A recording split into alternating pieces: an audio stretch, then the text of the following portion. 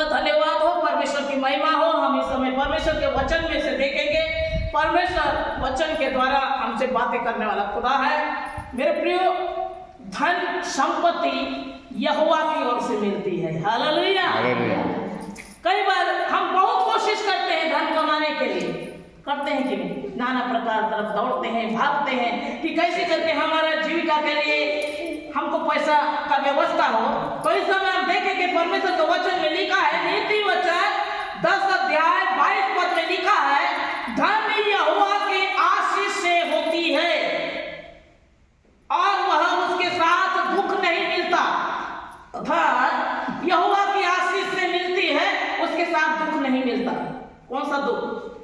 Accident, दुर्घटना, बीमारी, नाना प्रकार समस्या उसके तरफ से नहीं मिलता। कई बार बोलते हैं हम लोग बहुत धन कमाए थे, बहुत पैसा था हमारे पास, ऐसे बीमारी लगी कि बीमारी में सब पैसा चला गया। ऐसे बड़े केस लग गया हमारे घर से, ऐसे केस लगा जहां कोर्ट केस में हम पैसा इतना गल गया, चला गया कि हमारे घर में पैसा नहीं है। तो परमेश्वर के वचन में लिखा है, उसके साथ वह दुख नहीं देता। धन यहोवा की ओर से मिलती है, उसके साथ वह दुख नहीं देता, वो आशीष देता है। क्योंकि परमेश्वर के वचन में लिखा है, निर्गमन के किताब में हम जब देखते हैं, निर्गमन 23 अध्याय 25 पद में लिखा है, तुम अपने परमेश्वर यहोवा की उपासना करना तो वह तेरे अन्न जल में आशीष देगा। अन्न में और जल में, खेत में और घर में, जंतु जानवर परिवार में, हर एक चीजों में वो आशीष देगा, बढ़ती देगा। कब? जब तू अपने परमेश्वर यहोवा की उपासना करना, वह तेरे अन्न जल में आशीष देगा। परमेश्वर हमको अन्न में, जल में हमको बढ़ती देता है। वो यहोवा धन देता है, उसके साथ दुख नहीं देता। जब हम परमेश्वर के रास्ते में सही रीति से चलते हैं, प्रार्थना को समय को जानते हैं, आज रविवार है, आज चर्च है, आज जाना है, प्रार्थना करना है, महिमा करना है, आज उपवास है, हम उसके उपवास करेंगे, प्रभु का महिमा करेंगे। जब हम इस चीज को जानेंगे तो परमेश्वर हमारे लिए क्या देगा। देखिए, यशायाह की किताब 45 अध्याय उसके 3 पद में लिखा है, मैं तुझको अंधकार में छिपा हुआ और गुप्त में गड़ा हुआ धन दूंगा। हालेलुया। अंधकार में छिपा हुआ, जो धन को हम देख नहीं सकते, जो अंधकार में है। कई बार बोलते हैं ना, हांडा धन कहाँ रहता है?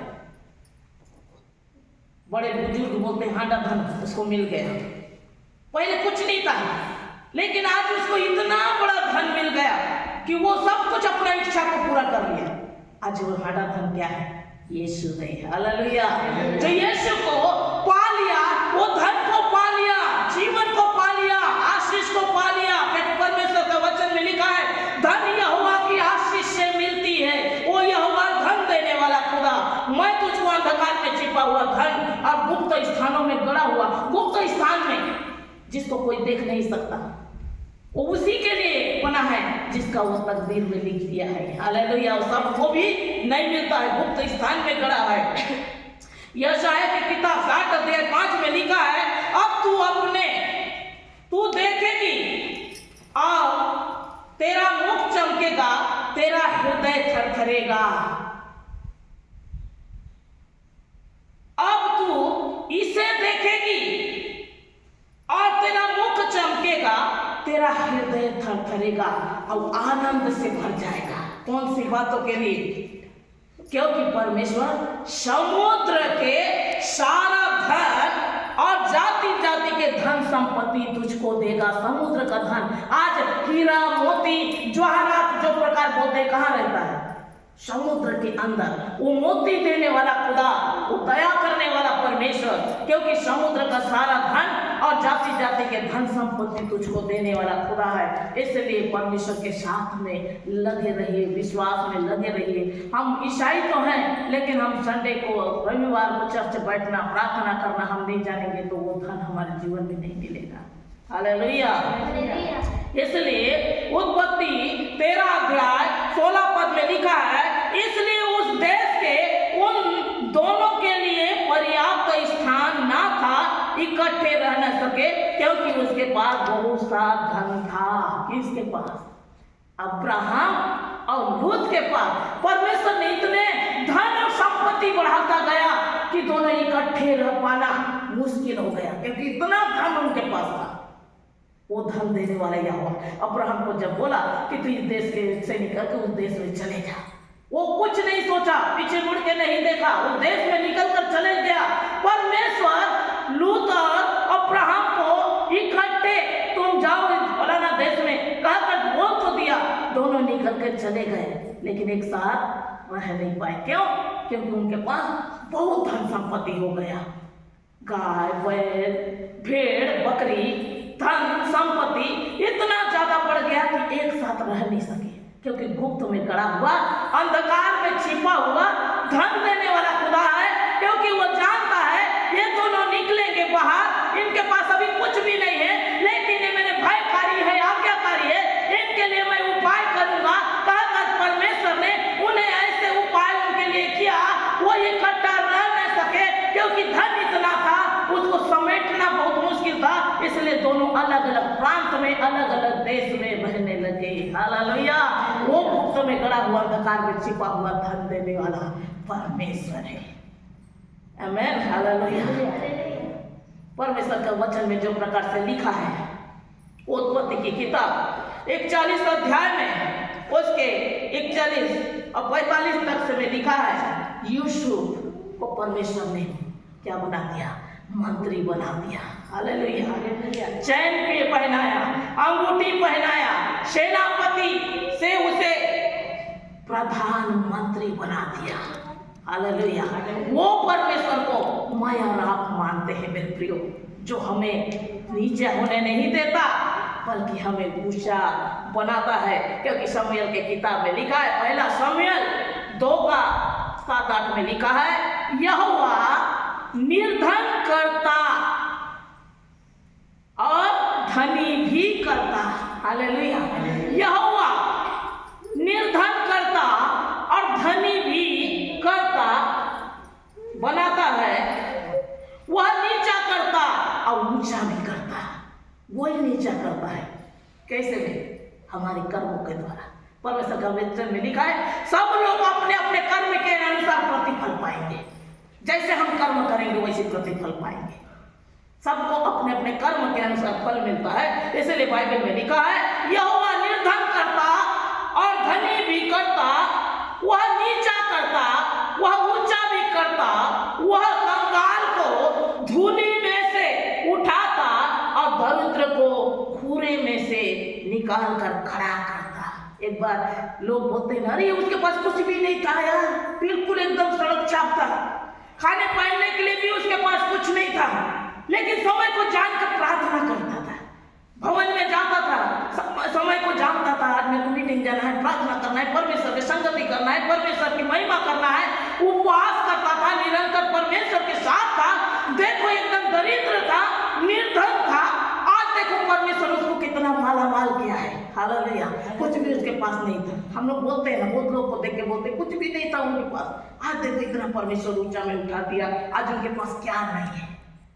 ये करने वाला कौन है? यहोवा है। इसलिए परमेश्वर का वचन में लिखा है, वह निर्धन करता। निर्धन यानी गरीब, निम्न वर्ग। यहोवा निर्धन करता और धनी करता। धनी गुप्त में गड़ा हुआ, अंधकार में छिपा हुआ धन देने वाला यहोवा है। वो नीचा करता हमारे कर्म के कारण।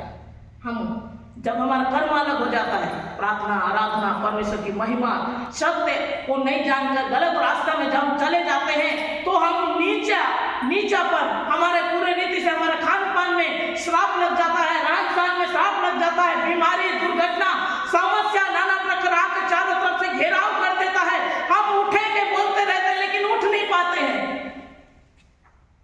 क्योंकि परमेश्वर से जब हम दूर हो जाते हैं। हमारा ड्रीम तो बहुत है, हम ऐसे करेंगे वैसे करेंगे, लेकिन परमेश्वर से दूर होने की वजह से हमारा ड्रीम पूरा हो नहीं पाता है, स्वप्न पूरा हो नहीं पाता है। इसलिए परमेश्वर का वचन में लिखा है, वह कंगाल को धूल से, कंगाल को बिल्कुल उसके पास कुछ नहीं है, उसको धूल से उठाकर और मैदान में खड़ा करने वाला खुदा है। हालेलुया। वो परमेश्वर को मैं और आप मानते हैं, जो जिंदा है, जो सुनता है, जो आवश्यकताओं को मांगने से पूरा करने वाला परमेश्वर है। मेरे प्रियो, महान परमेश्वर का दया करुणा अनुग्रह के लिए बहुत ही परमेश्वर का धन्यवाद हो। पहला इतिहास 29 अध्याय उसके 12वां-13वां में लिखा है, धन और महिमा तेरी ओर से मिलती है। धन और महिमा, धन यानी रुपया, पैसा, पैसा कौड़ी, सोना चांदी। धन और महिमा, महिमा माने मान सम्मान। अरे फलाना बहुत माने हुए लोग हैं। आज पैसे वाले को ज्यादा सम्मान है कि नहीं है? जिसके पास रुपया पैसा है ज्यादा उसको मान सम्मान है, और जिसके पास रुपया पैसा नहीं है तो उसको थोड़ा सा। तो वो प्रकार से महिमा, धन और महिमा तेरी ओर से मिलती है, परमेश्वर की ओर से मिलती है। हम ये नहीं बोलेंगे ये धन मेरी काबिलियत से, मेरे बल से, मेरे ताकत से मैं पाया हूँ, मैंने ये कमाया, वो कमाया, ये पढ़ा, वो पढ़ा, मेरे ये काबिलियत है बोल के हम बोल नहीं पाएंगे, क्योंकि परमेश्वर कहता है धन और महिमा तेरी ओर से मिलती है और तू सबों के ऊपर प्रभुता करता है। हालेलुया। प्रभुता करता है, ये सब परमेश्वर का दिया हुआ आशीष। सामर्थ पराक्रम तेरे हाथ में है और सब लोगों का बढ़ाना और बल देना तेरा हाथ में है। इसलिए हे हमारे परमेश्वर तेरा धन्यवाद करते हैं। प्रभु का धन्यवाद हो। सुलेमान को जब राजा बना दिया, दूसरा इतिहास पहला अध्याय उसके 12वां में लिखा है, सुलेमान को जब राजा बनाया गया परमेश्वर ने उसे दर्शन दिया। हालेलुया। और परमेश्वर ने उसे पूछा, बोल तू क्या चाहता है, मैं तेरे लिए क्या करूं। तो उस समय सुलेमान बोला, मुझे बुद्धि दे। हालेलुया। मुझे बुद्धि और ज्ञान दे, क्योंकि इतना बड़ा जो राज्य दिया है इसको चलाने के लिए सबसे ज्यादा बुद्धि की जरूरत है। कहकर उसने बुद्धि मांगा। परमेश्वर उसके इस मांगने पर खुश हो गए और उससे कहने लगे। 11वां में लिखा है, परमेश्वर ने सुलेमान से कहा, तेरी जो ऐसी इच्छा हुई, अर्थात तूने तो धन संपत्ति न मांगी, तू धन संपत्ति नहीं मांगा, ना ऐश्वर्य मांगा, ना बहनियों का प्राण मांगा, ना दीर्घायु, लंबा आयु मेरे को देना, मैं ज्यादा दिन तक राज्य करूं, ये प्रकार से तूने नहीं मांगा कहकर परमेश्वर ने, और ना ही ऐसे प्रताप कि मैं हमेशा प्रजा को संभाल कर रखूं, ऐसे तूने नहीं मांगा। तूने बुद्धि मांगी, इसलिए मैं तुझे इतना धन दूंगा कि ना पहले कोई ऐसे धनी था और ना कोई होगा। हालेलुया। वो परमेश्वर है, जानता है हम हमारी जरूरतों को, वो परमेश्वर है, जानता है हमारी आवश्यकताओं को, वो परमेश्वर है, वो जानता है आने वाले समय, हमारे फ्यूचर को, हमारी भविष्य को, कि इसको क्या जरूरत है। मांगने से पहले वो देने वाला खुदा है, लेकिन पहले हम अपने रास्तों को सही करना है। आज प्रार्थना का दिन है, प्रार्थना करना है। अगर हम इस बातों को जानेंगे, आज हम वचन पढ़ना है, उपवास करना है, परमेश्वर की संगति करना है, व्यक्तिगत प्रार्थना रखना है। ये प्रकार से जब हम एक परमेश्वर के ऊपर एक भूख और प्यास लगा लेते हैं, बोझ अपने जीवन में सोचते हैं कि हमको प्रार्थना करना है, तो वो परमेश्वर भी जानता है कि आपकी जरूरतें क्या है। हालेलुया। तुम्हारी आवश्यकताएं क्या है, तुम्हारा ड्रीम क्या है, वो खुदा जानता है, क्योंकि सुनने वाला परमेश्वर है, वो बोलने वाला परमेश्वर है, वो गुप्त में गड़ा हुआ धन देने वाला खुदा है। हालेलुया। इसलिए मेरे प्रियो, हम परमेश्वर के साथ बने रहे। परमेश्वर हमें हर एक लोगों को बहुत से आशीष और अनुग्रह से भर देंगे। परमेश्वर इस छोटे से वचन द्वारा आप सबों को बहुत से आशीष दे। आमीन।